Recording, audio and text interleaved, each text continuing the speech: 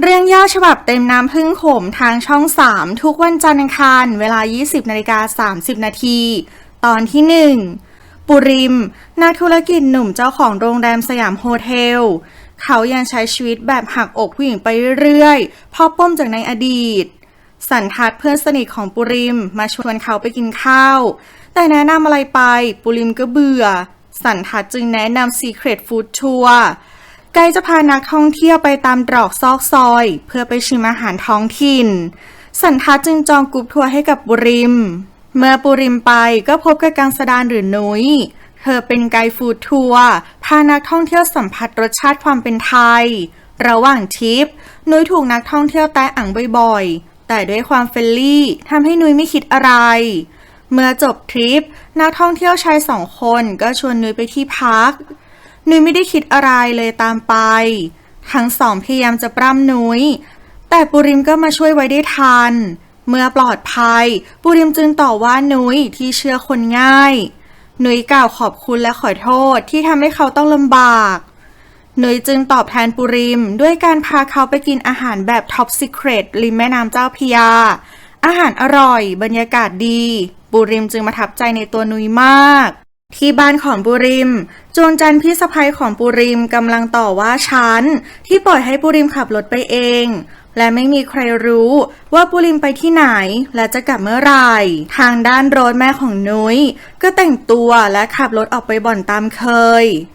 หลังจากที่ปุริมทานอาหารเสร็จก็ชื่นชมในการเป็นไกด์ของเธอจึงมอบนามบัตรไว้แล้วให้เธอไปหาเขาที่บริษัทเพื่อรับเธอเข้าทำงานที่บ้านจวงจันทร์บังคับให้เจลูกชายของเธอรอปุริมก่อนแล้วค่อยทานอาหารพร้อมกันปุริมขับรถมาส่งนุ้ยที่บ้านแต่นุ้ยให้ส่งแค่หน้าปากซอยปุริมตกใจว่านุ้ยอยู่ซอยนี้เพราะซอยนี้เคยเป็นที่อยู่ของแฟนเก่าของเขาที่เคยหักอกเขาอย่างแสนสาหัสเมื่อนุ้ยกลับมาถึงบ้านก็พบว่าเชิญพ่อเลี้ยงของนุ้ยกำลังทะเลาะกับโรสที่เมากลับมาและโรสก็เล่นการพนันอย่างหนักจนรถถูกยึดลูกแก้วน้องสาวของนุ้ยเห็นพ่อแม่ทะเลาะกันจึงกลัวพ่อนุ้ยจะเอาลูกแก้วไปนอนด้วยกลางดึกเชิญมาเอาตัวลูกแก้วไปนอนกับเขาแต่ด้วยท่าทีลับๆล่อๆทำให้นุ้ยเข้าใจว่าเชิญจะมาปล้ำเธอจนจันเห็นว่าปุริมยังไม่มาเลยให้เจนกินข้าวไปก่อนส่วนเธอก็รอกินข้าวพร้อมกับปุริมเมื่อปุริมมาเขาก็ไม่กินข้าวแล้วเพราะเขากินมาแล้วโจนจันจึงไม่กินข้าวแล้วไปเตรียมของให้กับปุริมวันรุ่งขึ้นโจนจันมาส่งปุริมไปทำงานและเตรียมอาหารเช้าไว้ให้ปุริมไม่กินเพราะกลัวจะไปประชุมไม่ทันแต่โจนจันก็เตรียมอาหารใส่กล่องไว้ให้แล้วเขาจึงจำต้องรับไว้โรสเป็นโรคแอลกอฮอลิซึมและติดเหล้าอย่างหนักเธอขอติดรถเชิญที่กำลังจะไปส่งลูกแก้วเพื่อไปเอารถคืนที่โรงแรมปุริมฝากพิภพว่าถ้านุ้ยมาพบเขายังไงก็ให้เธอรอเขาก่อนเจนมารับเงินเดือนที่โรงแรมระหว่างที่เขากำลังจะกลับกับทำซองเงินตกไว้นุ้ยเก็บไว้ได้จีดเพื่อนสนิทของนุ้ยจึงแนะนำให้เธอเก็บไว้จ่ายค่าเทอมแต่นุ้ยก็ไม่ทำตอนที่2เจนประทับใจในตัวนุ้ยที่เก็บเงินเขาได้แล้วเอามาคืนเขาระหว่างนั้นพนักงานก็มาตามนุ้ยให้ไปรอในห้องทำงานของปุริมเพราะเขาติดงานอยู่จีดไม่ถูกชะตากับเจนตั้งแต่แรกเห็นจึงเน็บแนมแซวเขาเจนตั้งใจจะเลี้ยงข้าวนุ้ยเป็นการตอบแทนแต่จวงจันทร์ก็โทรมาตามเจนจึงฝากจีดขอบคุณนุ้ยแล้วรีบกลับบ้านไปส่วนนุ้ยก็หลับอยู่ในห้องทำงานของปุริมเมื่อปุริมกลับมาเห็นจึงดุนุ้ยว่าไม่ระวังตัว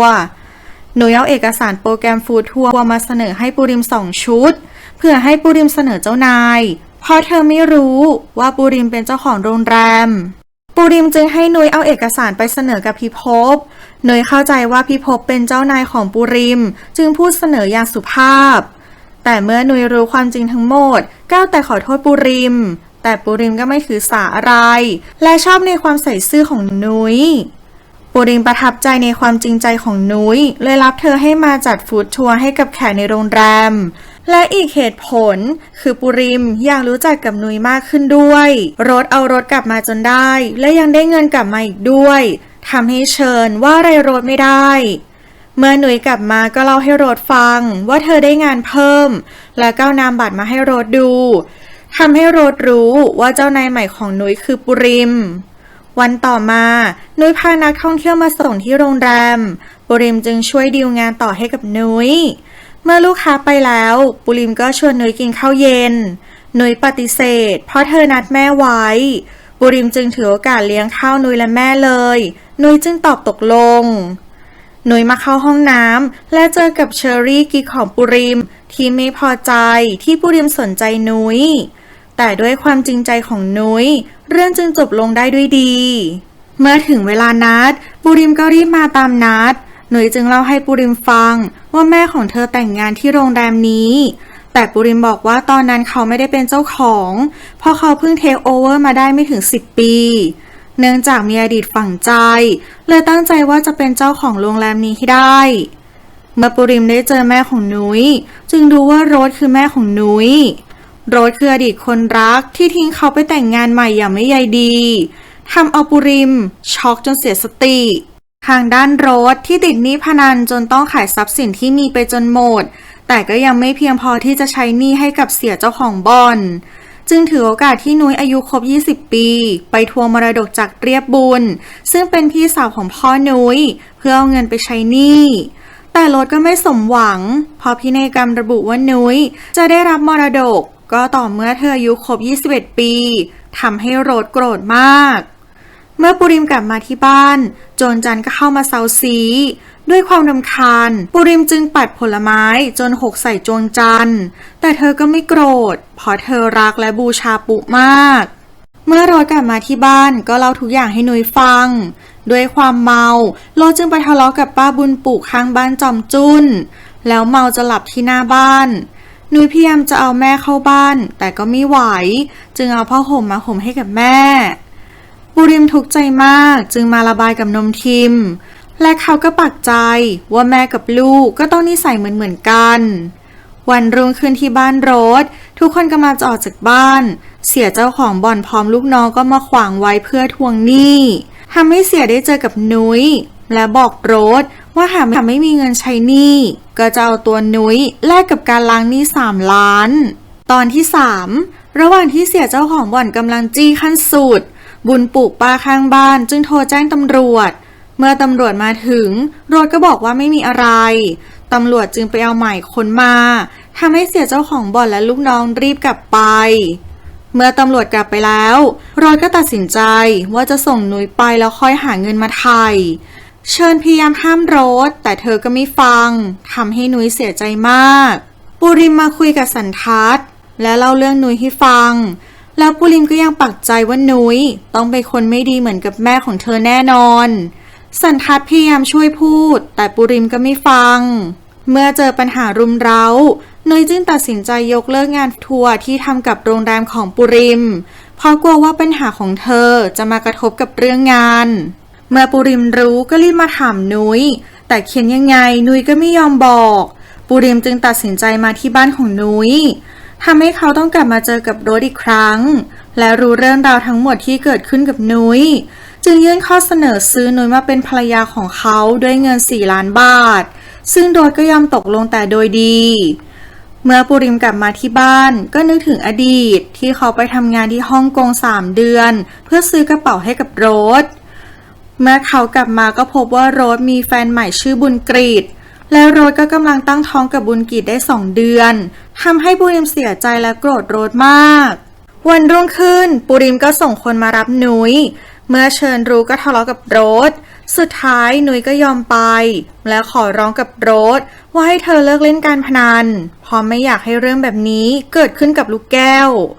เมื่อนุ้ยไปแล้วปุริมก็โอนเงินมาให้กับโรส4 ล้านบาท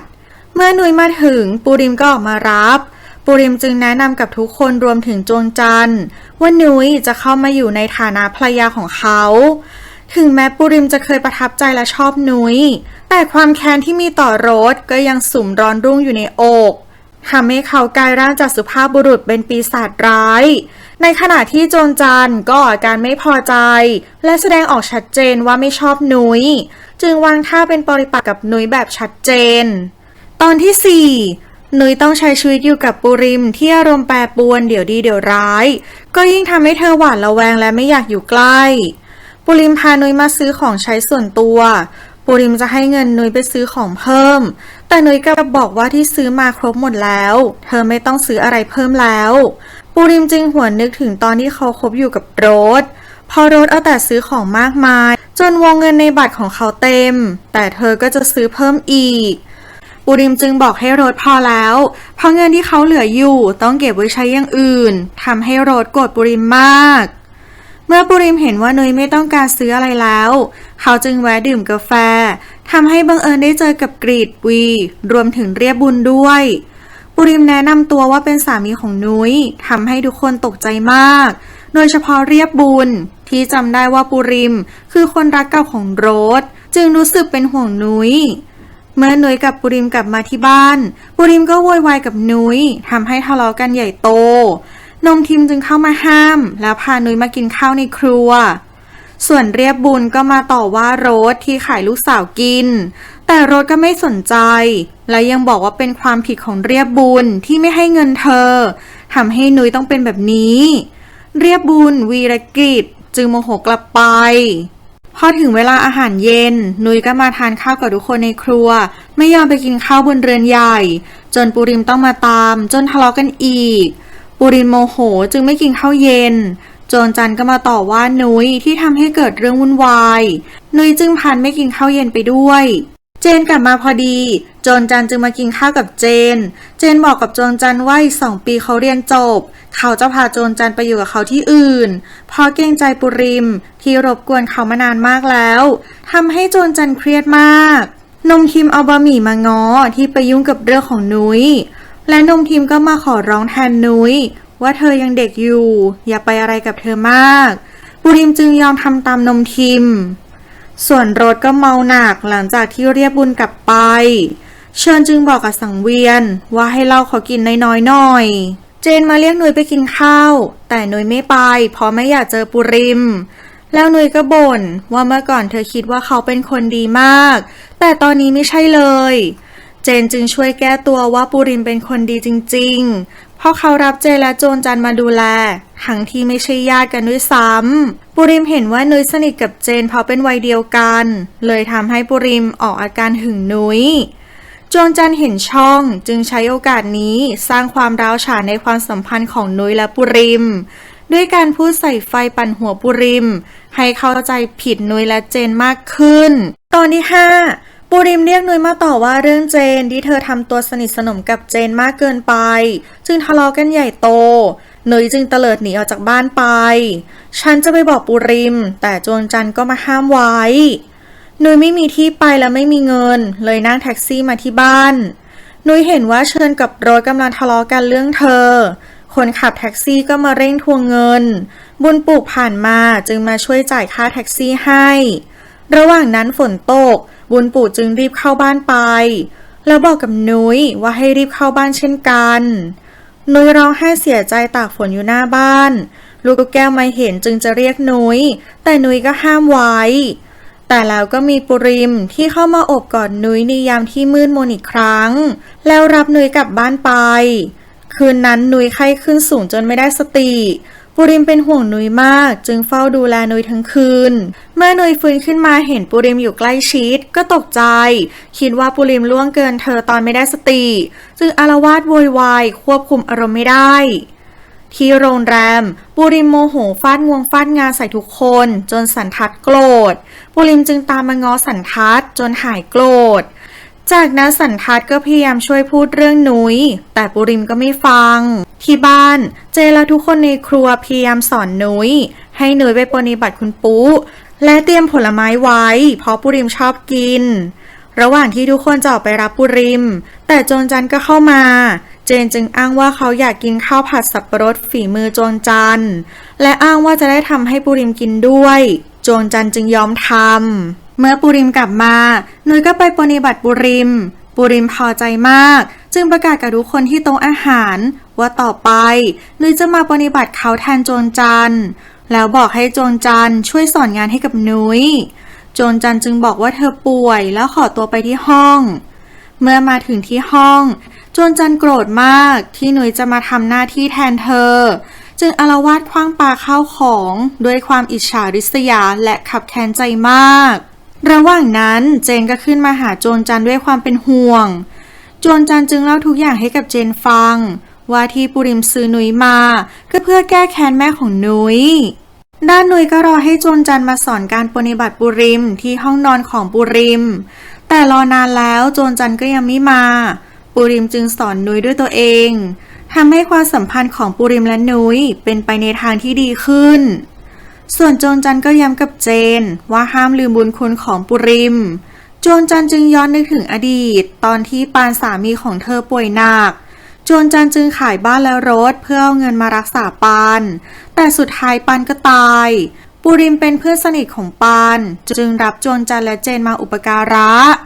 ตอนที่6ปุริมให้สิทธิ์ความเป็นภรรยา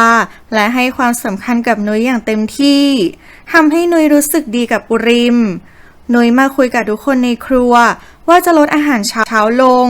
ทำแต่ในสิ่งที่ปุริมต้องการจะได้ประหยัดลงแต่โจนจันก็เข้ามาขัดและให้จัดอาหารแบบเดิมเพื่อจะได้ดูหลากหลายแล้วโจนจันก็เรียกนุ้ยไปสอนการปฏิบัติปุริมแต่นุ้ยไม่เห็นด้วยเพราะบางอย่างปุริมสามารถทำเองได้จะได้ไม่ต้องกลายเป็นเมียทาสทำให้โจนจันไม่พอใจในความคิดของนุ้ย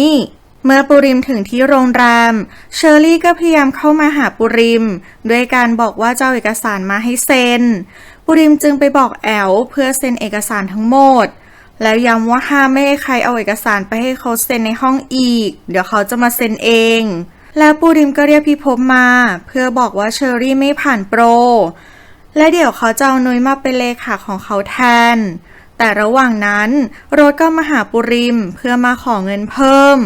แต่ปุริมไม่ให้เพราะรู้ทันว่าโรสจะเอาไปเล่นการพนัน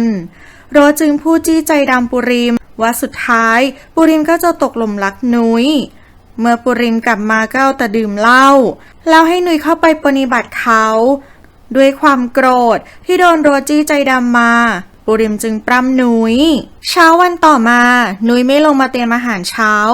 ปุริมจึงสั่งให้จวงจันทร์กลับมาทำหน้าที่ปฏิบัติเขาเหมือนเดิมทำให้จวงจันทร์ดีใจมากจากนั้นนมทีมก็มาหานุ้ยนมทีมจึงบอกให้นุ้ยลงไปกินข้าวและเดินเล่นข้างล่างพอตอนนี้ไม่มีใครอยู่แล้วจะได้สบายใจขึ้นเมื่อนุ้ยลงมาเดินเล่นข้างล่างก็เจอกับเจนจึงเอาซองเงินเดือนมาฝากระหว่างนั้นปุริมก็กลับมาพร้อมกับจวงจันทร์เมื่อปุริมเห็นนุ้ยก็ทำเป็นเอาใจจวงจันทร์เพื่อประชดนุ้ยวันต่อมานุ้ยกำลังจะออกไปหาจี๊ดเจนว่างอยู่จึงอาสาขับรถไปให้เมื่อถึงบ้านจี๊ดก็โวยวายแล้วโมโหใส่นุ้ยที่หายไปแล้วไม่ติดต่อเธอเลยนุ้ยจึงขอโทษจี๊ดและเล่าทุกอย่างให้จี๊ดฟังจี๊ดจึงหายโกรธแล้วเจนก็ชวนจี๊ดมากินข้าวที่บ้านเมื่อจี๊ดมาที่บ้านแล้วได้เจอกับปุริมก็คุยกันถูกคอปุริมจึงชวนจี๊ดกินข้าวทำให้โจนจันไม่พอใจที่นุ้ยพาเพื่อนมาแล้วไม่ยอมบอกก่อนเมื่อถึงเวลาอาหารเย็นโจนจันก็เอาใจตักอาหารให้ปุริมจี๊ดจึงวางแผนให้นุ้ยตักอาหารให้กับเจนบ้างเพื่อให้ปุริมหึงแล้วก็เป็นไปตามแผน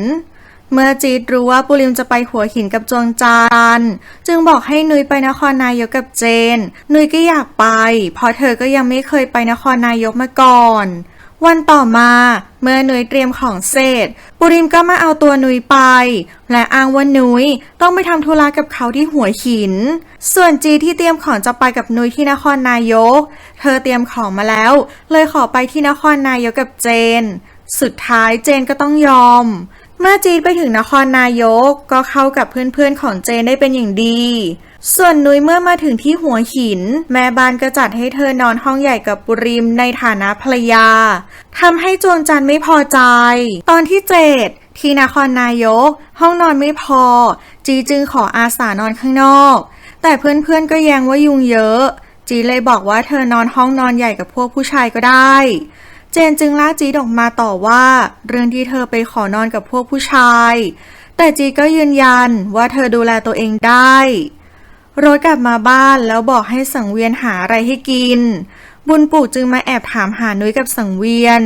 โรสจึงออกมาช่วยตอบว่านุ้ยไปอยู่กับญาติที่หัวหินนุ้ยมากินข้าวกับแม่บ้านปุริมมาเรียกนุ้ยไปกินข้าวแต่นุ้ยบอกว่าอิ่มแล้วปุริมโมโหเลยออกไปซื้อของข้างนอกจากนั้นนุ้ยก็มาขอนอนห้องเดียวกับจวงจันทร์ด้วยความเป็นมิตรกับทุกคนของนุ้ยเธอจึงไปเก็บหอยกับชาวประมงแปลกหน้าเมื่อปุริมกลับมาเห็นก็ไม่พอใจฉันจึงรีบมาตามนุ้ยเข้าบ้านด้วยความเป็นห่วงจวงจันทร์ชวนนุ้ยไปว่ายน้ำแต่นุ้ยปฏิเสธเพราะไม่มีชุดว่ายน้ำจวงจันทร์จึงบอกว่าปุริมเตรียมไว้ให้แล้วเธอจึงให้นุ้ยรีบไปเปลี่ยนและแนะนำว่าห้ามขัดใจปุริมจวงจันทร์ออกมาหาปุริมที่สระว่ายน้ำก็เจอกับสันทัศน์บอกว่าเขาจะมาขอเจอตัวนุ้ยแต่เธอไม่อยู่ออกไปเล่นน้ำทะเลข้างนอกสันทัศน์ติดธุระจึงรีบกลับไปเมื่อสันทัศน์กลับไปแล้วปุริมก็มองออกตามหานุ้ยพบว่านุ้ยถูกชาวประมง2 คนฉุดไปปุริมจึงรีบไปช่วย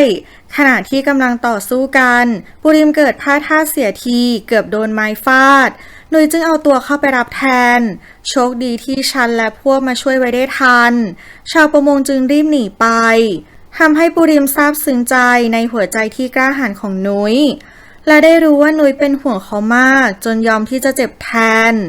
เมื่อกลับมาที่บ้านจวงจันทร์ทำแผลให้กับปุริมส่วนนุ้ยก็เอาแต่ขอโทษปุริมที่ทำให้เขาบาดเจ็บจวงจันทร์จึงให้นุ้ยไปพักเดี๋ยวเธอจะดูแลปุริมเองโรสเมาและโวยวายอยู่ในบ้านบุญปลูกจึงมาแอบฟังเมื่อโรสเห็นก็ต่อว่าบุญปลูกที่ชอบยุ่งเรื่องชาวบ้านจนมีเรื่องกันที่นครนายกเมื่อดึกแล้วทุกคนก็แยกย้ายกันไปนอนจี๊ดออกมานอนที่ห้องโถงเจนเป็นห่วงเลยมานอนที่ห้องโถงเป็นเพื่อนจี๊ดที่หัวหินกลางดึกจวงจันทร์ออกไปหาปุริมที่ห้องนุ้ยที่แกล้งหลับจึงตามไปแอบดูจนเห็นว่าปุริมและจวงจันทร์เข้าห้องไปด้วยกันทำให้นุ้ยเสียใจมากวันรุ่งขึ้นนุ้ยมาคุยกับฉันเรื่องปุริมและจวงจันทร์เมื่อปุริมมาได้ยินก็ต่อว่าฉันว่าเอาเรื่องของเขามาเล่าให้นุ้ยฟังนุ้ยจึงบอกว่าฉันไม่ได้บอกเธอเห็นเองปุริมจึงเล่าทุกอย่างให้นุ้ยฟังเขามีความสัมพันธ์กับจวงจันทร์จริงเขารับจวงจันทร์กับเจนมาอยู่ด้วยเพราะเห็นถึงน้ำใจของจวงจันทร์เธอเป็นแม่และเมียที่อดทนรักครอบครัวไม่เคยห่วงตัวเองเธอทุ่มเทดูแลสามีทั้งหมดนี้ทำให้จวงจันทร์ชนะใจปุริมตอนที่8ปุริมเปิดใจปรับความเข้าใจกับนุ้ยพร้อมเล่าเรื่องราวที่เกิดขึ้นระหว่างเขากับจวงจันทร์ให้นุ้ยฟังจากนั้นทุกคนก็กลับกรุงเทพที่นครนายกพวกเพื่อนๆของเจนบอกให้คราวหน้าพาจี๊ดมาด้วยเพราะเธอคุยสนุกเจนเลยบอกว่าจี๊ดเป็นแค่ตัวแถมแต่ตัวจริงน่ารักกว่านี้มากทำให้จี๊ดน้อยใจที่เจนพูดแบบนั้นเมื่อนุ้ยกลับมาถึงกรุงเทพนมทิมก็รีบบอกนุ้ยว่าแม่ของเธอเกิดเรื่องนุ้ยกับปุริมจึงรีบมาที่โรงพักบุญปู่พยายามเอาเรื่องรถแต่นุ้ยก็ขอไว้บุญปู่จึงเรียกค่าทำขวัญ 50,000 บาทปุริมจึงช่วยประกันตัวและจ่ายค่าทำขวัญแทนให้จากนั้นปุริมกับนุ้ยก็มาส่งโรสที่บ้านโรสจึงต่อว่าเชิญที่ไม่ไปประกันตัวเธอจนหลุดปากเรื่องขายนุ้ยลูกแก้วจึงถามปุริมจึงอธิบายว่าไม่ได้ขายนุ้ยแค่ไปเฝ้าบ้านให้เท่านั้นลูกแก้วจึงเข้าใจการที่ปุริมช่วยประกันตัวโรสบวกกับได้เห็นความอ่อนโยนที่ปุริมมีให้กับลูกแก้วทำให้นุ้ยรู้สึกดีกับปุริมมากขึ้นแต่ลึกๆนุ้ยก็ยังไม่สบายใจเรื่องจวงจันทร์ก่อนกลับปุริมพานุ้ยมากินข้าวและมาคุยเคลียร์ใจกับนุ้ยว่าที่เขาซื้อเธอมาไม่ได้ซื้อมาเพื่อแก้แค้นแต่เพราะเขารักเธอปุริมจึงขอเริ่มต้นใหม่กับนุ้ยและปุริมก็แสดงออกชัดเจนให้ทุกคนเห็นว่านุ้ยคือภรรยาคนเดียวที่เขายกย่องวันรุ่งขึ้นปุริมมาคุยกับสันทัศน์ว่าเรื่องของเขากับนุ้ยกำลังเป็นไปในทางที่ดีขึ้นสันทัศน์จึงเตือนปุริมเรื่องจวงจันทร์จี๊ดมาหานุ้ยที่บ้านนุ้ยจึงเล่าทุกอย่างให้จี๊ดฟังจี๊ดจึงพานโกรธจวงจันทร์ไปด้วยจากนั้นนุ้ยก็พาจี๊ดมากินข้าวในครัวจวงจันทร์มาเยาะนุ้ยที่มารับแขกในห้องครัวระหว่างที่จี๊ดจะกราบจี๊ดเกือบทะเลาะกับจวงจันทร์เพราะจวงจันทร์วางอำนาจใส่ทั้งนุ้ยและจี๊ด แล้วจีดก็มาเจอกับเจนเห็นจีดอารมณ์ไม่ดีจึงถามจีดจึงบอกว่าทะเลาะกับแม่ของเจนแล้วจีดก็รีบกลับไปเมื่อปูริมกลับมาก็มาคุยกับนุ้ยและพยายามหาหนทางให้นุ้ยรู้สึกสบายใจเขาจึงตัดสินใจให้โจนจันกับเจนย้ายออกไปอยู่ที่อื่นตอนที่9ปูริมพานุ้ยมาว่ายน้ำที่โรงแรมแล้วเขาก็ป้อนอาหารเช้าให้กับนุ้ยเมื่อเชอรี่เห็นก็โกรธนุ้ยจนไปดักรอตบนุ้ยที่ห้องน้ำปูริมมาช่วยนุ้ยไว้และไล่เชอรี่ออกนุ้ยจึงพานโกรธปูริมแต่ปูริมก็สัญญาว่าเขาจะรักและมีนุ้ยเป็นภรรยาเพียงคนเดียวแต่นุ้ยก็ยังไม่วางใจโรสบุกมาหานุ้ยถึงบ้านและขอนอนค้างด้วยเช้าวันต่อมาโรสก็มายั่วโมโหและปั่นประสาทปูริมจนเขาหลุดพูดประชดว่าที่ซื้อนุ้ยมาก็เพื่อแก้แค้นเท่านั้นเขาไม่ได้รักนุ้ยเลยสักนิดซึ่งนุ้ยก็มาได้ยินเข้าพอดี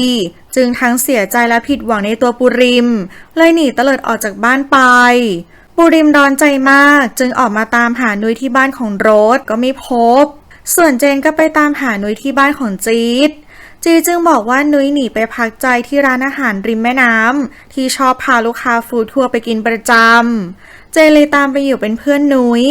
แต่แล้วปูริมก็ตามมาเจอเจนกับนุ้ยอยู่ด้วยกันเลยเกิดความเข้าใจผิดและออกอาการหึงนุ้ยจนออกนอกหน้า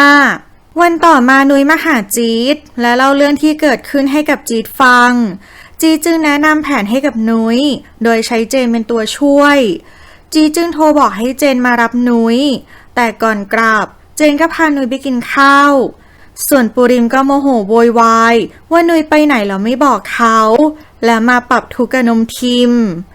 หลังจากที่เจนและนุ้ยกินข้าวเสร็จเจนก็ชวนนุ้ยไปดูหนังและตอนเย็นก่อนกลับเจนก็ชวนนุ้ยไปกินข้าวทำให้ทั้งสองกลับดึกเมื่อนุ้ยกลับมาปูริมโมโหมากจนทะเลาะกับนุ้ยจนนุ้ยตีหัวปูริมแตกโจรจันจึงรีบพาปูริมไปโรงพยาบาล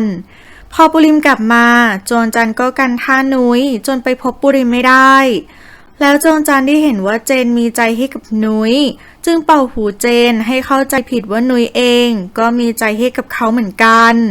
ก็ยิ่งทำให้เจนรู้สึกหวั่นไหวต่อนุ้ยมากขึ้นวันรุ่งขึ้นนุ้ยก็ไปขอโทษปูริมกับเรื่องที่เกิดขึ้นปูริมก็หายโกรธแต่นุ้ยก็เสียใจมากกับเรื่องที่เกิดขึ้นตอนที่10ปูริมมาปรึกษาเรื่องที่เกิดขึ้นทั้งหมดกับสันทัศน์จึงแนะนำว่าถ้าเรื่องทุกอย่างจบแล้วก็ให้ปูริมพานุ้ยไปเที่ยวเผื่ออะไรจะดีขึ้นส่วนนุ้ยเห็นว่าปูริมชอบไหว้พระจึงมาทำสวนบัวโจรจันก็เข้ามาต่อว่านุ้ยว่าคิดจะทำอะไรก็ไม่เคยบอกเธอก่อนเพราะเธอเป็นคนดูแลบ้านหลังนี้แต่ปูริมกลับมาพอดีจึงประกาศว่านุ้ยมีสิทธิ์ที่จะทำอะไรในบ้านหลังนี้ก็ได้เพราะนุ้ยก็คือภรรยาของเขาทำให้โจรจันโมโหมากเจนเห็นเรื่องราวทั้งหมดจึงมาปรึกษาจีด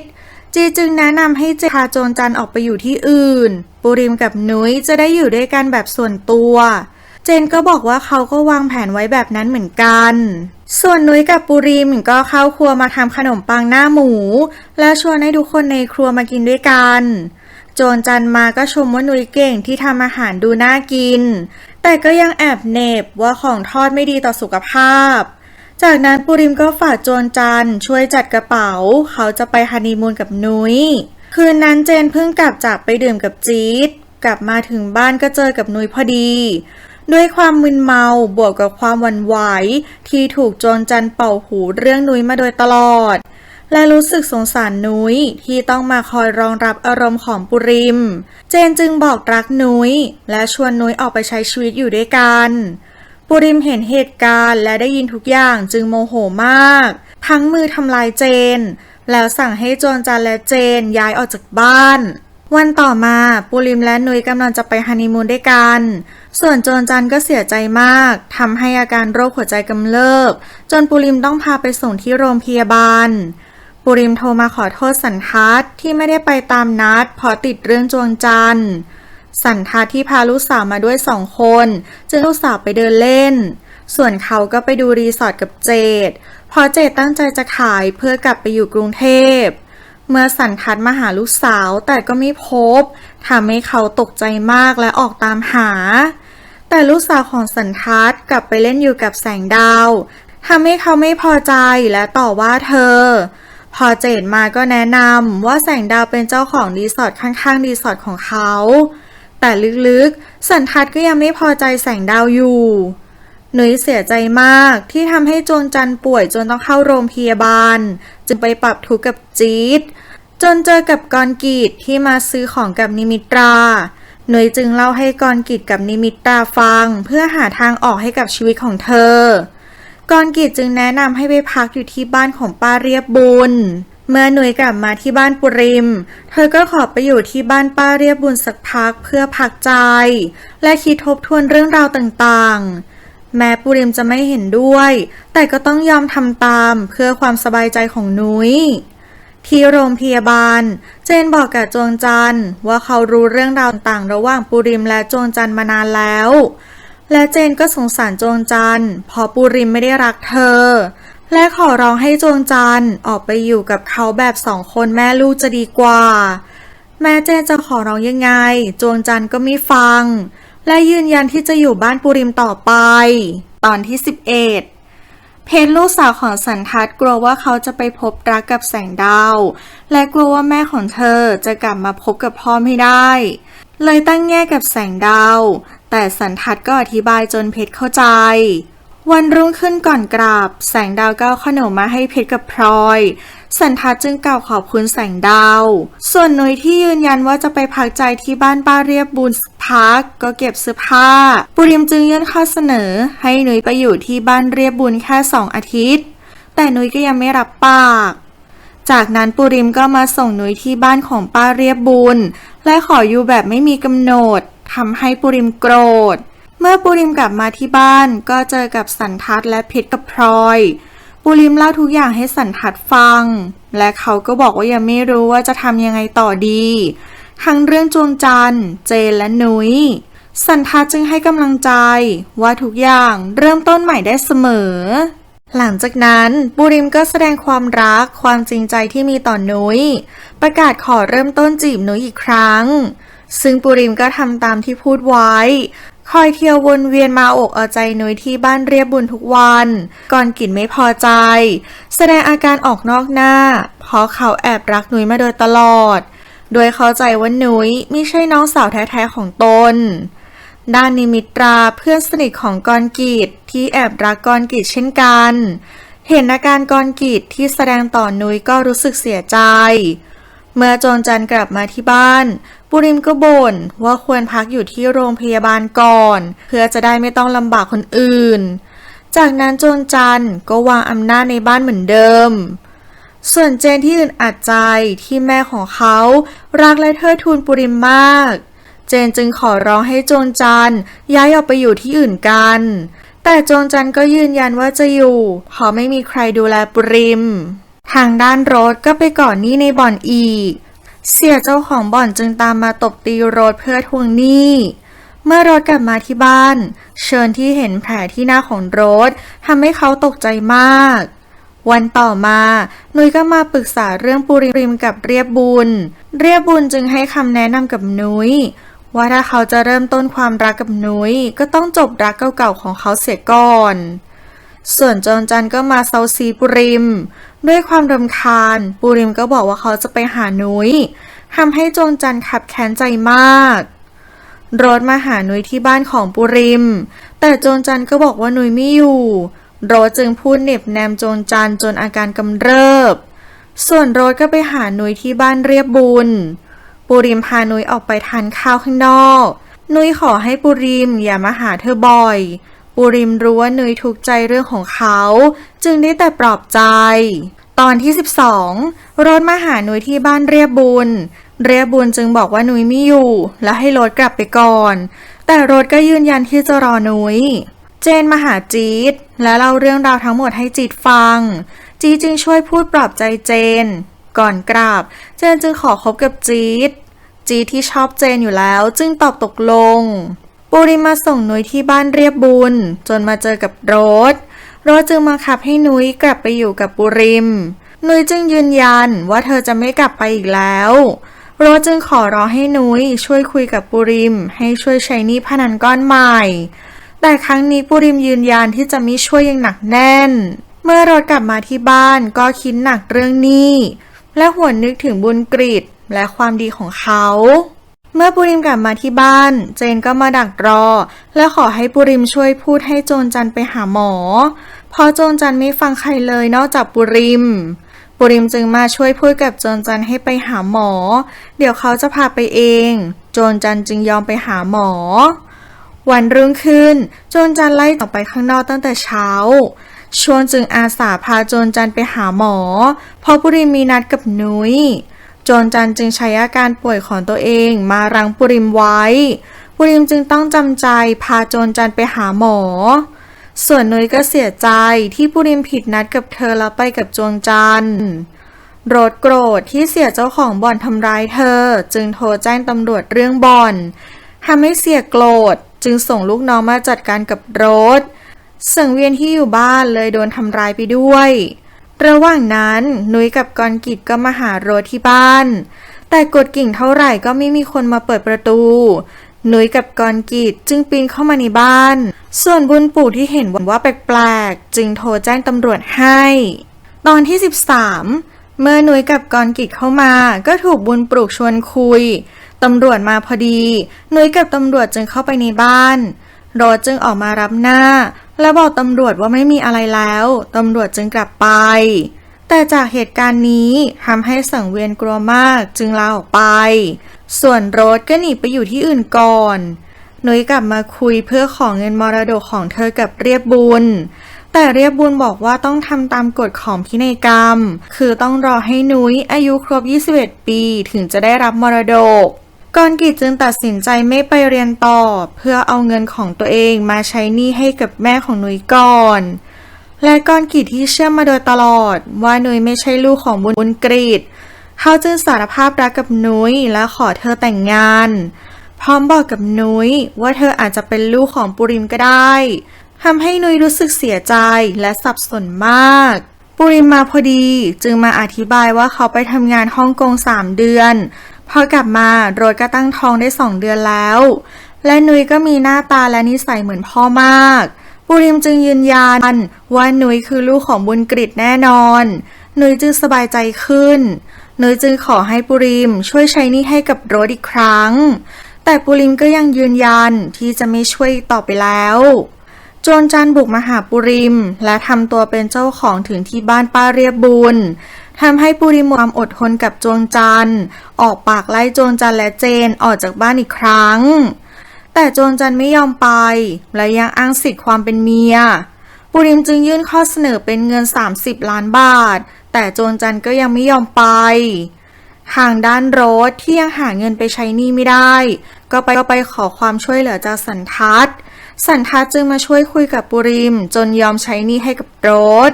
และยืนยันว่าถ้าครั้งต่อไปยังเป็นแบบนี้อีกเขาจะไม่ช่วยเธออีกแล้วปุริมมาคุยกับนุ้ยและเรียบบุญว่าเขาจะจดทะเบียนสมรสกับนุ้ยและถ้าโจรจันยังยืนยันที่จะไม่ออกเขาก็จะไปซื้อบ้านหลังใหม่อยู่กับนุ้ย2 คนทำให้นุ้ยรู้สึกดีกับปุริมมากขึ้นและยอมให้โอกาสปุริมอีกครั้งกรกิจมาขอโทษนุ้ยกับทุกเรื่องที่เกิดขึ้นนุ้ยจึงบอกว่าเธอกำลังจะจดทะเบียนสมรสและย้ายออกไปอยู่กับปุริมกรกิจจึงขอให้นุ้ยให้โอกาสปุริมเป็นครั้งสุดท้ายและถ้าเกิดอะไรขึ้นขอให้คิดไว้เสมอว่าเขาพร้อมที่จะช่วยเหลือนุ้ยเชิญกลับมาเก็บข้าวของที่บ้านและบอกเลิกกับโรสทำให้โรสเสียใจมากที่สุดท้ายเธอก็ไม่เหลือใครวันต่อมาปุริมกำลังรีบจะไปหานุ้ยแต่โจรจันก็มาเซาซีถามว่าปุริมจะไปไหนปุริมจึงบอกว่าเขาจะยกบ้านหลังนี้ให้กับเธอเขาก็จะย้ายออกไปอยู่กับนุ้ยและจะจดทะเบียนสมรสกับนุ้ยทำให้โจรจันโรคหัวใจกำเริบปุริมกำลังจะไปหานุ้ยแต่เจนก็มาขวางไว้จนสุดท้ายปุริมก็ต้องยอมพาโจรจันมาโรงพยาบาลกับเจนปุริมจึงโทรไปบอกนุ้ยว่าขอเลื่อนแพลนเป็นอาทิตย์หน้าทำให้นุ้ยเสียใจมากเพราะปุริมผิดนัดกับเธอซ้ำแล้วซ้ำอีกเมื่อโจรจันฟื้นก็ขอให้เจนพานุ้ยมาหาที่โรงพยาบาล และกำชับกับเจนว่าห้ามบอกปุริมว่านุ้ยมาพบเธอตอนที่14นุ้ยหนีหายไปอย่างเงียบๆโดยไม่มีใครรู้เลยว่านุ้ยไปอยู่ไหนกับใครจีนมาโวยวายกับเจนว่าแม่ของเจนต้องพูดอะไรกับนุ้ยแน่ๆแต่เจนก็ขอร้องให้จีนอย่าบอกปุริมเรื่องนี้จีจึงโกรธเจนที่เจนเห็นแก่ตัวทำให้นุ้ยกับปุริมต้องเสียใจหลังจากที่นุ้ยหายไปปุริมก็เสียใจมากกินเหล้าเมาไม้ทุกวัน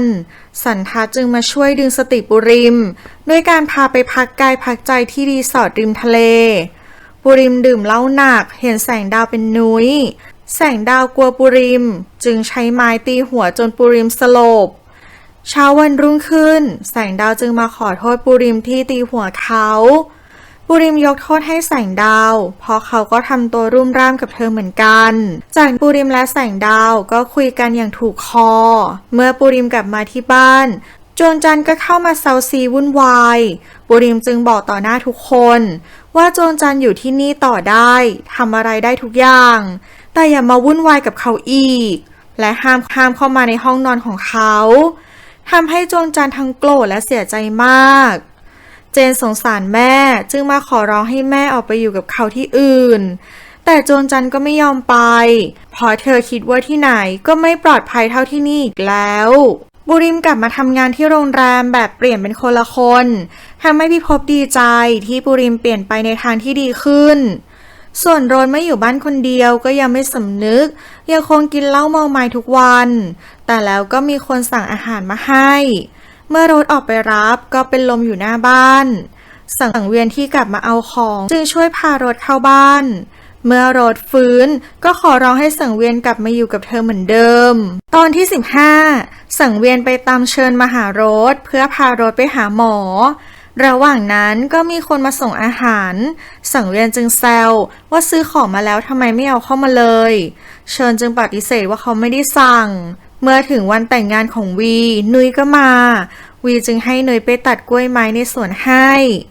กรกิจตามเข้ามาหานุ้ยในสวนและพูดคุยถึงคุณอาที่นุ้ยไปอยู่ด้วย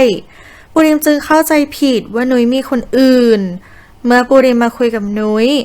ก็ย้ำว่านุ้ยรักอามากปุริมยิ่งเข้าใจผิดและประกาศตัดขาดกับนุ้ยทันที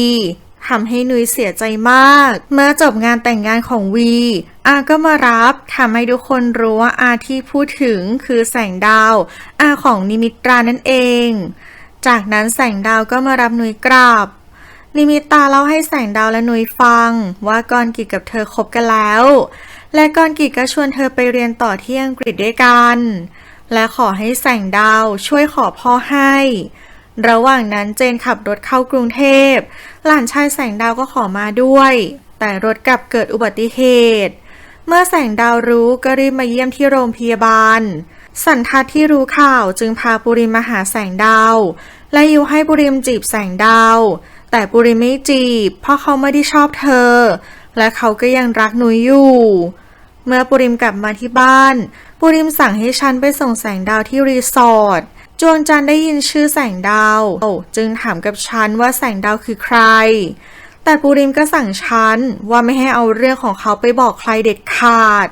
ทำให้จวงจันทร์โกรธมากวันต่อมาฉันขับรถมาส่งแสงดาวที่รีสอร์ทและบังเอิญเห็นนุ้ยอยู่ที่รีสอร์ทของแสงดาวฉันดีใจมากและตั้งใจว่าจะกลับไปบอกปุริมเมื่อกลับมาฉันก็รีบมาบอกเรื่องนุ้ยแต่ปุริมไม่ยอมฟังเพราะเขาต้องการตัดใจจากนุ้ย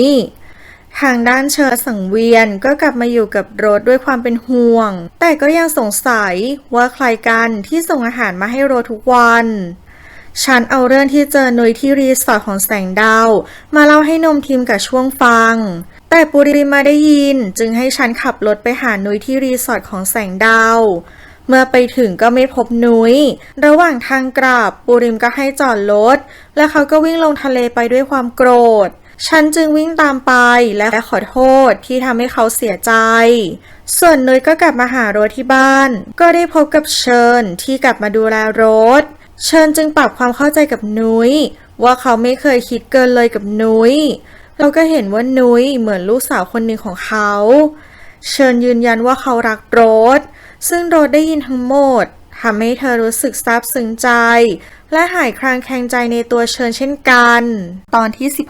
16เชิญขอร้องให้โรสเลิกเหล้าและการพนันเพื่อเขาและลูกๆโรสจึงพยายามกลับตัวทำให้เชิญดีใจมากส่วนเนยกับปุริมก็ทำงานตามหน้าที่ของตัวเองสันทัดที่เห็นว่าปุริมเคร่งเครียดกับงานจึงพาแสงดาวมากินข้าวด้วยเมื่อกินข้าวเสร็จแสงดาวก็กลับมาที่รีสอร์ทแล้วมาเล่าให้หนุยฟังวันต่อมาสันทัดและปุริมกำลังคุยกันโจรจันจึงทำซุปมาให้ถึงที่โรงแรมด้วยความรำคาญปุริมจึงกลับไปทำงานและไม่สนใจจวงจันเธอจึงกลับบ้านไปส่วนปุริมเริ่มเห็นด้วยกับสันทัดที่แนะนำให้เขาทำความรู้จักกับแสงดาวมากขึ้นปุริมจึงยอมเปิดใจอีกครั้งเขาจึงไปหาแสงดาวที่รีสอร์ทพร้อมกับสันทัดและลูกๆส่วนแสงดาวก็รู้สึกดีกับปุริมเช่นกันส่วนนุ้ยก็ไปเป็นไกด์พานักท่องเที่ยวไปเที่ยวตามที่ต่างๆจึงสวนไปสวนมากับปุริมสุดท้ายทั้งนุ้ยและปุริมก็ยังไม่ได้เจอกันทางด้านจวงจันทร์ก็กระวนกระวายใจที่ปุริมไม่กลับบ้านและไม่แยแสตนเลยแม้แต่นิดจวงจันทร์จึงถามช่วงว่าปุริมไปไหนแต่ช่วงไม่รู้จวงจันทร์จึงปาใจกันใส่หัวช่วงจนหัวแตกช่วงจึงมาเล่าให้นมทิมฟังนมทิมจึงรีบโทรบอกปุริมบังคับให้จวงจันทร์ขอโทษช่วงแต่จวงจันทร์ไม่ยอมขอโทษเพราะกลัวว่าจะเสียการปกครองทำให้ปุริมโกรธมากจึงปาของใส่หัวจวงจันทร์จนหัวแตกเจนโกรธปุริมมากที่ทำกับแม่ของเขาแบบนี้แต่จวงจันทร์ก็เข้าข้างปุริมว่าเขาทำถูกแล้วเจนโกรธมากจึงจะย้ายออกไปอยู่ที่อื่นแต่จวงจันทร์ก็เอาอาการป่วยของตัวเองมารั้งเจนไว้ด้วยความเป็นห่วงแม่เจนจึงจำต้องอยู่ต่อนมทิมมาต่อว่าปุริมที่ทำร้ายจวงจันทร์ปุริมจึงขอโทษนมทิมที่ทำแบบนั้นลงไปตอนที่17สันทัดไปรับแสงดาวมากินข้าวที่บ้านของปุริมแสงดาวจึงชวนนุ้ยมาด้วยแต่พอมาถึงที่กรุงเทพนุ้ยก็ขอไปเยี่ยมแม่ที่บ้านแสงดาวจึงไปบ้านปุริมกับสันทัดเมื่อแสงดาวมาถึงปุริมก็แนะนำทุกคนให้แสงดาวรู้จักยกเว้นจวงจันทร์สันทัดจึงช่วยแนะนำให้จวงจันทร์พยายามวางตัวเป็นเจ้าของบ้านและเจ้าของปุริมแต่แสงดาวก็ไม่ได้ใส่ใจและยังตอบกลับจวงจันทร์ได้อีกด้วยเมื่อแสงดาวกลับไปจวงจันทร์ก็คุยกับเจนว่าไม่ชอบแสงดาวและกล่าวว่าเสียดายนุ้ยเพราะถ้าเป็นนุ้ยเธอก็ยังควบคุมนุ้ยได้ระหว่างที่สันทัดขับรถไปรับนุ้ยกับแสงดาวเขาจึงขอโทษแสงดาวที่ทำให้เธอมาเจอกับเรื่องวันนี้แต่แสงดาวก็บอกว่าไม่เป็นไรเธอเข้าใจและเธอก็รู้ว่าจวงจันทร์เป็นมากกว่าพี่สะใภ้ของปุริมแล้วถ้าปุริมเคลียร์เรื่องต่างๆได้แล้วเธอก็พร้อมที่จะคบหาดูใจกับปุริมทำให้สันทัดชื่นชมในทัศนคติและความคิดของแสงดาวเมื่อนุ้ยกลับมาหาโรสก็ดีใจมากที่โรสเลิกเหล้าและเลิกเล่นการพนันแล้วไม่นานแสงดาวก็มารับนุ้ยกลับรีสอร์ทเมื่อมาถึงรีสอร์ทนุ้ยก็ขอแยกตัวไปพักแสงดาวจึงชวนสันทัดให้พักที่รีสอร์ทก่อนเพราะดึกมากแล้วระหว่างนั้นปุริมก็เข้ามาพอเขามารอก่อนแล้วแต่นุ้ยลืมของในรถของสันทัดจึงกลับมาเอาเมื่อนุ้ยเจอกับปุริมเธอตกใจมากนุ้ยจึงสลบไปทุกคนจึงพานุ้ยมาพักแต่แสงดาวติดงานและสันทัดไปหยิบของในรถให้นุ้ยจึงฝากปุริมช่วยเฝ้านุ้ยเมื่อนุ้ยฟื้นก็ตกใจมากที่พบปุริมจึงต่อว่านุ้ยที่หนีเขามานุ้ยจึงขอให้ปุริมปล่อยเธอไปปุริมจึงยื่นข้อเสนอว่าถ้านุ้ยหนีเขาอีกเขาก็จะไปจากแสงดาวเช่นกันทำให้นุ้ยต้องคิดหนักมากวันรุ่งขึ้นนุ้ยจึงเก็บของและรีบออกจากรีสอร์ทแต่ก็เจอกับแสงดาวและปุริมเสียก่อนจึงยังไม่ได้ไปแสงดาวกับปุริมจึงชวนนุ้ยไปกินอาหารเช้าด้วยกันตอนที่18ปุริมตามมาหานุ้ยที่บ้านพักและตามมาขู่ว่าถ้าเธอหนีเขาไปเขาก็จะทิ้งแสงดาวเช่นกัน นุ้ยรักแสงดาวมากจึงจำต้องทนอยู่ต่อไปเมื่อปุริมออกจากที่พักของนุ้ยสันทัดก็ไม่เห็นเข้าปุริมจึงกลบเกลื่อนว่าไม่มีอะไรแต่สันทัดก็ยังไม่วางใจนุ้ยออกมาทำงานและพยายามหลบปุริมจึงมาพบกับเจดแสงดาวมาชวนนุ้ยไปกินสเต็กกับปุริมแต่นุ้ยไม่ไปแล้วอ้างว่าติดงานระหว่างที่เดินไปร้านอาหารแสงดาวก็เล่าเรื่องนุ้ยในอดีตให้ปุริมฟังแบบที่นุ้ยเล่าให้แสงดาวฟังทำให้ปุริมแอบไม่พอใจลึกๆนุ้ยกำลังทำงานปุริมก็มาลากนุ้ยไปลวนลามเมื่อแสงดาวกับสันทัดมาปุริมจึงยอมปล่อยนุ้ยพยายามตีตัวออกห่างจากปุริมเพราะกลัวว่าแสงดาวจะรู้ความจริงถึงความสัมพันธ์ของเธอกับปุริมนุ้ยห่วงความรู้สึกของแสงดาวที่นับถือเป็นผู้มีพระคุณอีกคนในชีวิตส่วนโรสก็ไม่พอใจที่สังเวียนไปรับจ็อบทำความสะอาดที่คอนโดเชิญจึงช่วยพูดโรสจึงยอมเมื่อปุริมไม่กลับบ้านทำให้จวงจันทร์โกรธมากจึงบีบบังคับให้ฉันคนขับรถพาเธอไปหาปุริม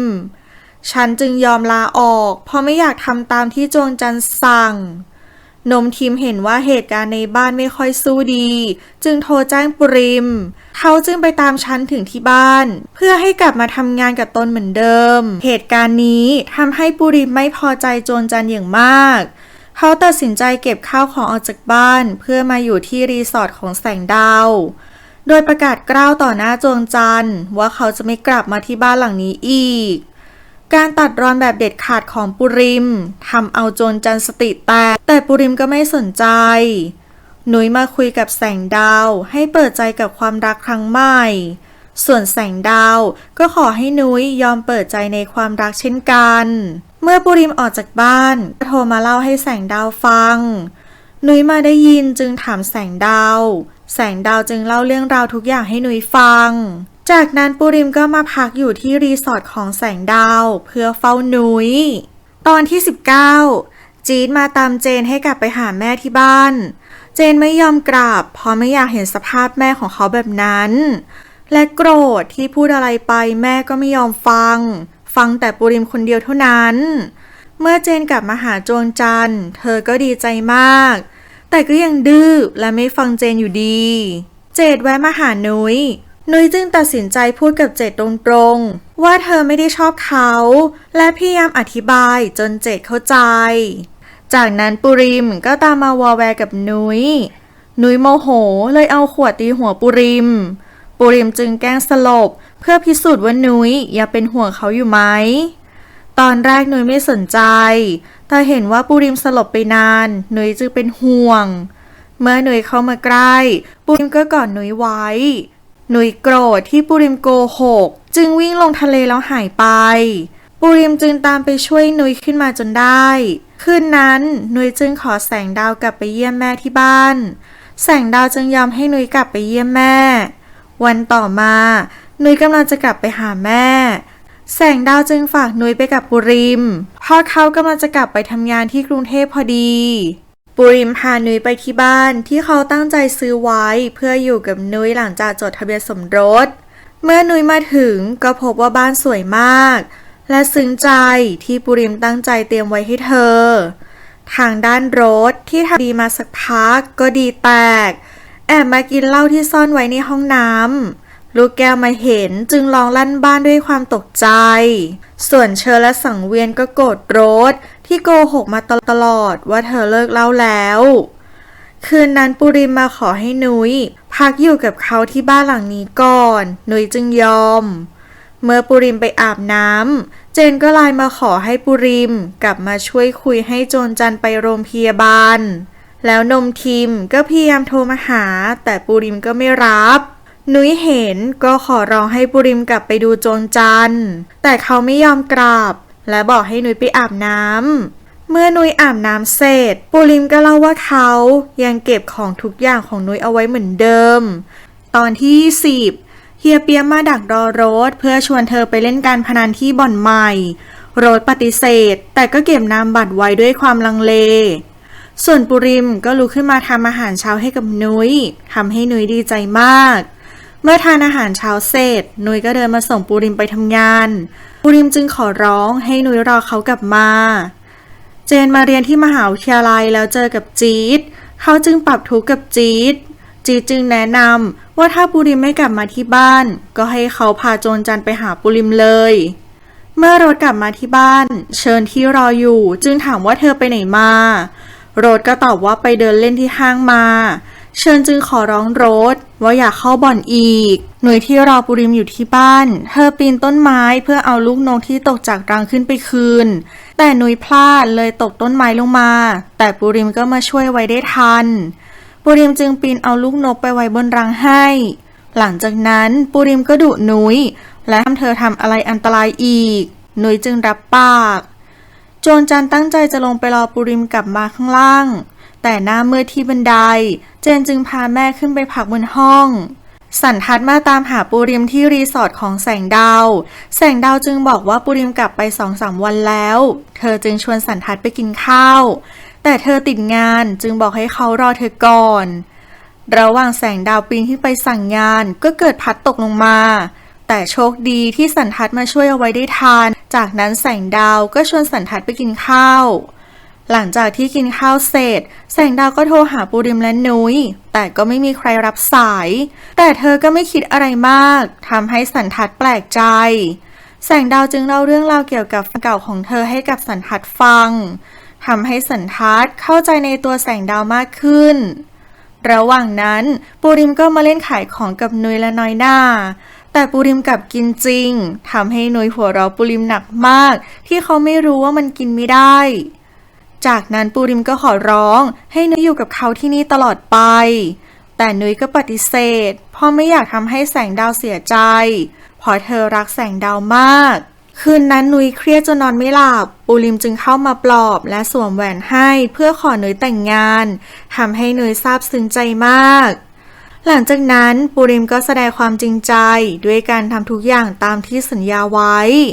ส่วนสันทัดก็คอยช่วยงานแสงดาวทำให้แสงดาวรู้สึกดีกับสันทัดระหว่างที่เชิญทำงานพวกทวงหนี้ก็มาตามทวงหนี้ที่โรสกู้มา2 ล้านบาทโดยใช้ชื่อเชิญมาเป็นผู้กู้ร่วมทำให้เขาต้องร่วมใช้หนี้ไปด้วยทำให้เชิญโกรธโรสมากตอนที่11เชิญโกรธโรสมากจึงพาลูกแก้วย้ายออกจากบ้านทำให้โรสเสียใจมากปูริมให้ในชั้นเอาเสื้อผ้าและข้าวของมาให้ฉันจึงอาสาขับรถไปส่งปูริมที่ทำงานปูริมจึงขอให้นุ้ยรออยู่ที่บ้านก่อนแล้วตอนเย็นเขาจะขับรถไปส่งเธอที่บ้านโรสทางด้านเจนที่แอบติด GPS ในรถของในชั้นก็ขับรถตามมาโดยพาโจรจันและจีนมาด้วยเมื่อโจรจันมาพบกับนุ้ยก็ตกใจมากและคุ้มข้างต่อว่านุ้ยจนอาการกำเริบเจนและจีดจึงรีบพาโจรจันกลับไปนุ้ยเสียใจมากจึงหนีออกจากบ้านไปเมื่อปูริมรู้ก็รีบตามหานุ้ยกลับมาที่บ้านโรสแต่เธอก็ไม่ได้เข้าบ้านส่วนโรสที่อยู่ในบ้านด้วยความเสียใจเธอจึงกรีดข้อมือตัวเองปูริมมาตามหานุ้ยที่บ้านจึงมาเจอกับโรสเขาจึงรีบพาโรสไปส่งโรงพยาบาลนุ้ยไม่มีที่ไปเธอจึงกลับไปหาแสงดาวที่รีสอร์ทเมื่อโรสฟื้นขึ้นมาที่โรงพยาบาลปูริมจึงต่อว่าโรสเสียใจมากเธอจึงเล่าเรื่องราวในอดีตของเธอให้กับปูริมฟังว่าแม่ของเธอเอาเธอมาฝากไว้กับป้าเพื่อไปอยู่เมืองนอกกับสามีใหม่ป้าจึงจำใจต้องรับเลี้ยงเธอไว้ป้าของเธอมีสามีเป็นฝรั่งทั้งป้าและแฟนมักจะดื่มเหล้าและเลี้ยงเธอเหมือนคนรับใช้ต่อมาแฟนของป้าข่มขืนเธอแต่ป้าก็ไม่ได้ใส่ใจทำให้โรสเสียใจมากจากนั้นป้าและแฟนก็ย้ายไปอยู่ที่สวีเดนโรสจึงต้องอยู่ที่บ้านหลังนี้คนเดียวและอาศัยเหล้าเป็นเพื่อนปูริมเห็นใจโรสจึงช่วยใช้หนี้ในครั้งนี้ให้แล้วให้เธอใช้หนี้เขาคืนทีหลังแล้วปูริมก็โทรไปบอกเชิญจึงไปรับลูกก่อนแล้วค่อยมาหาโรสแล้วโรสก็ขอร้องปูริมไม่ให้บอกนุ้ยเพราะเธอกลัวว่านุ้ยจะผิดหวังในตัวเธอไปมากกว่านี้ปูริมตามมาหานุ้ยที่รีสอร์ทของแสงดาวนุ้ยขอตัดขาดกับปูริมและคืนแหวนเขาปูริมโกรธจึงเอาแหวนวงนั้นมาขอแสงดาวแต่งงานทำให้นุ้ยเสียใจมาก ตอนที่12นุ้ยเสียใจมากที่ปุริมไปขอแสงดาวแต่งงานสันทัดจึงตามมาปลอบ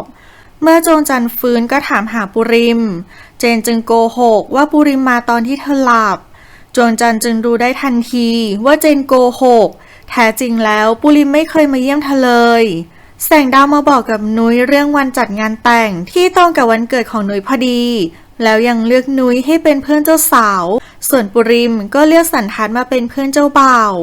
แสงดาวจึงเรียกกรกิจและนี้กลับมาช่วยงานแต่งขณะที่ปุริมกลับมาที่บ้านอีกครั้งและเปิดใจคุยกับโจรจันแบบตรงไปตรงมา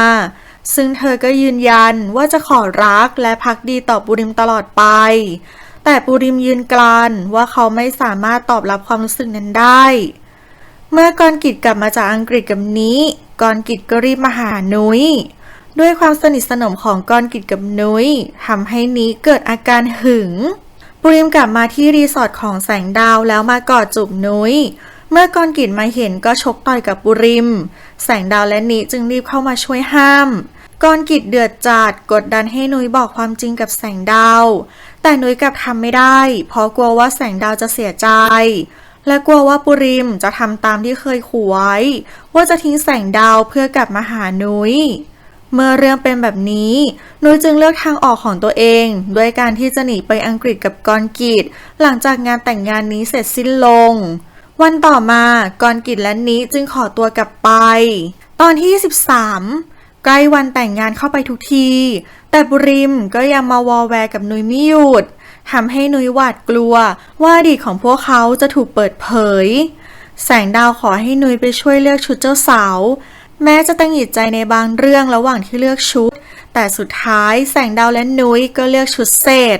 หลังจากนั้นแสงดาวก็พานุ้ยไปดูเรือนหอซึ่งภาพที่อยู่ตรงหน้านุ้ยทำให้เธอแทบล้มทั้งยืนเพราะเป็นเรือนหอหลังเดียวกับที่ปุริมเคยพานุ้ยไปอยู่ด้วยกันมาเมื่อกลับมาที่รีสอร์ทนุ้ยตัดสินใจบอกกับแสงดาวว่าหลังจากงานแต่งเสร็จนุ้ยจะไปอยู่ที่อังกฤษกับกรกิจสันทัดมาหาปุริมที่โรงแรมจนได้รู้ความจริงว่านุ้ยคืออดีตเมียของปุริมเขาโกรธจัดคิดว่านุ้ยและปุริมรวมหัวกันสวมเขาแสงดาวสันทัดตั้งใจจะเปิดโปงทุกอย่างแต่นุ้ยก็อ้อนวอนขอให้ไม่ทำสันทัดจึงต้องฝืนใจเก็บเรื่องนี้ไว้ทางด้านนี้ที่รับหน้าที่เขียนสคริปต์งานแต่งระหว่างนั้นกรกิจก็มาหานิที่คอนโด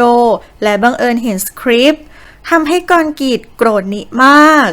ตอนที่14ตอนจบโจรจันที่ตอมใจจนล้มป่วยหนักแต่เธอก็ฝืนใจจะไปงานแต่งงานของปุริมให้ได้เธอจึงรวบรวมพลังทั้งหมดที่มีลุกขึ้นมาแต่งตัวเพื่อไปงานของคนที่เธอรักหมดใจแต่แล้วระหว่างทางเธอก็ได้รู้ความจริงว่านุ้ยคือเจ้าสาวทำให้เธอช็อกและหัวใจล้มเหลวระหว่างทางส่วนที่งานแต่งงานบรรยากาศสวยงามพร้อมด้วยแขกคนสำคัญมากมายแต่แล้วความจริงก็ถูกเปิดเผยว่างานแต่งนี้ไม่ใช่เป็นของแสงดาวเป็นงานแต่งของปุริมและนุ้ยเมื่อนุ้ยรู้ความจริงก็โกรธปุริมมากเธอจึงวิ่งหนีออกมาปุริมจึงตามมาขอโทษนุ้ยแต่นุ้ยก็ยังโกรธปุริมมากแสงดาวจึงตามมาอธิบายทุกอย่างให้นุ้ยฟังว่าเธออยากให้นุ้ยยอมรับหัวใจตัวเองจึงสร้างสถานการณ์ทั้งหมดขึ้นโดยมีเพียงเธอกับปุริมที่รู้แผนการนี้แล้วแสงดาวก็สารภาพกับนุ้ยว่าเธอไม่ได้รักปุริมแต่คนที่เธอรักแท้จริงแล้วคือสันทัดสุดท้ายนุ้ยก็ยอมกลับเข้ามาแต่งงานกับปุริมเพราะเธอรักปุริมมากในงานแต่งงานโรสมาเป็นผู้ใหญ่ฝ่ายเจ้าสาวทำให้นุ้ยดีใจมากจนกั้นน้ำตาไม่อยู่พอเธอเห็นแม่มาอยู่เคียงข้างเธอในวันที่สำคัญที่สุดส่วนกรกิจและนี้ก็มาเคลียร์ใจกันได้ในที่สุดและสัญญาว่าถ้าเรียนจบทั้งสองจะแต่งงานกันและในท้ายที่สุดปุริมและนุ้ยก็ได้แต่งงานกันอย่างสมบูรณ์และใช้ชีวิตอยู่ร่วมกันอย่างมีความสุขในที่สุดจบบริบูรณ์